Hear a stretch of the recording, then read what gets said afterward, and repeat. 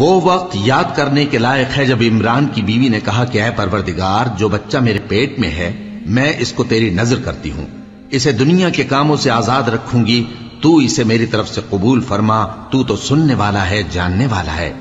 پھر جب ان کے ہاں بچہ پیدا ہوا تو کہنے لگی کہ پروردگار، میرے تو لڑکی ہوئی ہے، جبکہ اللہ خوب جانتا تھا جو ان کے ہاں ولادت ہوئی تھی، اور نہ ہوتا لڑکا مانند اس لڑکی کے۔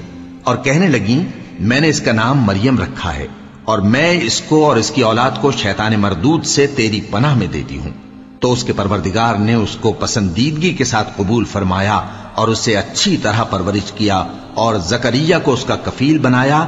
زکریا جب کبھی عبادت گاہ میں اس کے پاس جاتے تو اس کے پاس کھانا پاتے۔ یہ کیفیت دیکھ کر ایک دن مریم سے پوچھنے لگے کہ مریم، یہ کھانا تمہارے پاس کہاں سے آتا ہے؟ وہ بولی کہ اللہ کے ہاں سے آتا ہے، بے شک اللہ جسے چاہتا ہے بے حساب رزق دیتا ہے۔